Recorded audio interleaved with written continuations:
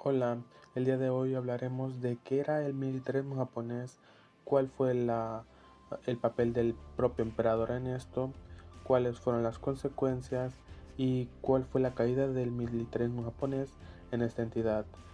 Pero desde un inicio comprendamos qué es el militarismo japonés. Es una corriente que inviscuía y defendía que en la vida social y en la vida política de un mismo país, las fuerzas armadas en sí, los militares, era la equiparación al poder de la nación. No había distinción entre los poderes. Pero ahora bien, comprendamos qué era o cuáles puntos eran los que abarcaba el militarismo japonés. En esto tenemos tres ejemplos simples. La censura. Ah, la censura de prensa en lo que fue el militarismo japonés de esa época, centrándonos en la Segunda Guerra Mundial, donde ya el militarismo japonés ya estaba muy desenfocado en esa nación.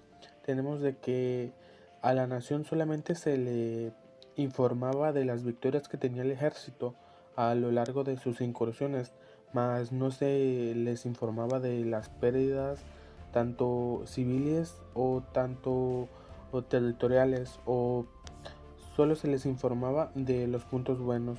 También en esta se ejemplificaba el establecimiento de lo que anteriormente mencioné, que era un estado todopoderoso en el cual no había división de poderes, no se tenía congresos, no se tenía nada. Eh, Era una equiparación a que los militares manejaban toda la vida social, política, económica de una misma nación. También tenemos que estos eh, eh, se podría tomar como que era un nacionalismo agresivo, ya que uh, el tantito efecto de que se sintiera que los iban a oprimir o alguien los quería traicionar en su mismo pueblo, reaccionaban de forma contraria a la ley. Ahora continuando tenemos otro de los siguientes puntos, que son cuál fue el papel del emperador en el propio militarismo japonés, el cual fue, a continuación veremos lo que en sí fueron las consecuencias que derivaron del militarismo japonés. Como bien mencionaba, ahora abarcaremos cuál fue el papel del propio emperador en el militarismo. En este tenemos que comprender que el emperador tenía un estatus sagrado, era considerado un dios para sus ciudadanos.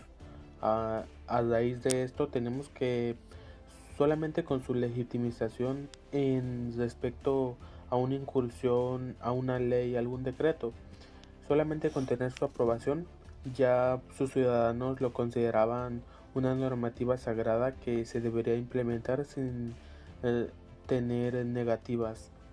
A esto tenemos que gracias a esto se firmó el trato o el pacto de el tripartido o el pacto del eje.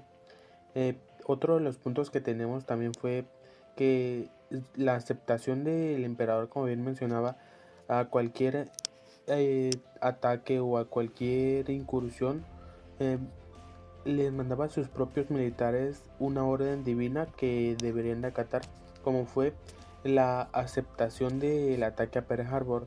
Esto lo vieron como una orden sagrada, lo cual llevó a que el propio emperador los felicitara a los propios militares de su nación por llevar a cabo tal ataque, ya que lo consideraban un efecto sagrado. Pero ya pasándonos más adelante de lo que fue el impacto del militarismo y sus consecuencias, uno de los puntos que en, en sí llevó a que el propio emperador tomara una decisión final fue que ya para 1945, que el militarismo estaba entrando en decadencia, y que su país ya se había visto intervenido por otras potencias como fueron Estados Unidos. Ya había surgido impactos devastadores en su nación y él ya estaba viendo mucha pérdida de sus propios ciudadanos. Decidió aceptar una rendición asumiendo en general ante sus propios aliados y ante sus propios ciudadanos la responsabilidad de las acciones de sus propias tropas, ya que ellos solamente actuaban como una orden divina dictada por él.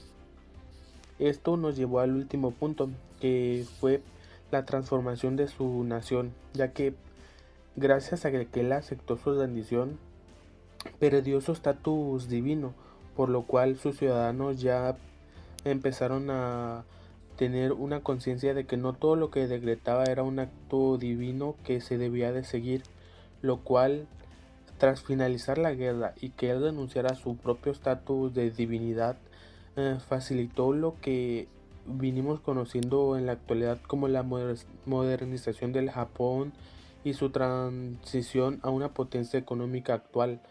Ahora en la actualidad el militarismo ya no lo pueden aplicar en ese país demócrata y gracias a este militarismo firmaron un pacto de en la actualidad ellos solamente pueden tener un ejército defensivo, no pueden hacer ninguna incursión ni nada.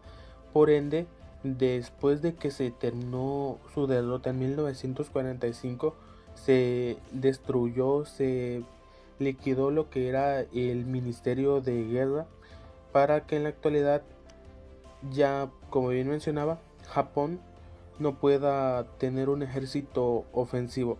Si en alguna Hablar del militarismo japonés es hablar de un costo humano devastador con millones de muertes y tragedias como la masacre de Nakim. La guerra, junto a los bombardeos atómicos en Hiroshima y Nagasaki, colapsó la economía y los recursos del país, forzando su rendición. Esto marcó el fin del poder empresarial, dando paso a una ocupación aliada, que desmanteló el ejército e impulsó una constitución pacífica, iniciando así la democratización de Japón y la descolonización de Asia. Desde finales del siglo XIX, Japón impulsó su industrialización junto con una política expansionista. Tras vencer a Rusia en la guerra de 1904 a 1905, fortaleció su poder y anexó a Corea. En 1910, después de la Primera Guerra Mundial, amplió su influencia en Asia. Y en 1931 invadió Manchuria y creó el estado de Manchukuo, consolidando su expansión en China. Japón no siempre fue el país del Pacífico que hoy conocemos. En 1945 su poderoso sistema militar se vino abajo. Fue 3 golpes definitivos. Aquí te cuento cómo pasó. Primero, la derrota total. Tras las bombas atómicas y la invasión soviética, Japón no tuvo otra opción que rendirse. Hoy se rompió el mito de que el ejército era invencible y el pueblo, cansado del hambre y la guerra, dejó de creer en sus generales. Segundo, la limpieza de los líderes. Durante la ocupación de Estados Unidos, el general MacArthur desmanteló todo.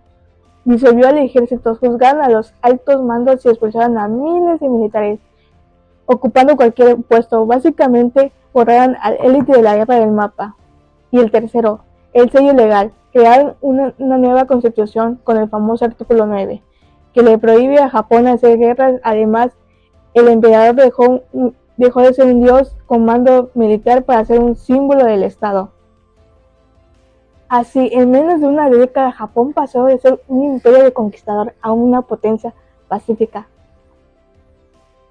Como conclusión, la caída del militarismo en Japón ocurrió en 1945 tras su derrota en la Segunda Guerra Mundial y se resume en 3 puntos fundamentales. Número 1 sería el golpe de realidad. Las bombas atómicas en la rendición rompieron el mito de que Japón era invencible. El golpe final fue cuando el emperador Hirohito confesó que no era un dios. Eso construyó la base espiritual que obligaba a los soldados a morir por él. La número 2 sería la limpieza de líderes. Estados Unidos ocupó el país y ejecutó una nueva purga masiva. El número 3 sería el desarme legal, que se redactó una nueva constitución con el artículo 9, donde Japón renunció para siempre a la guerra. Se disolvió y el Ministerio de Guerra y se eliminó el adoctrinamiento militar en las escuelas. Así concluyó la era del militarismo, dando paso a la transformación de Japón hacia una potencia económica pacífica.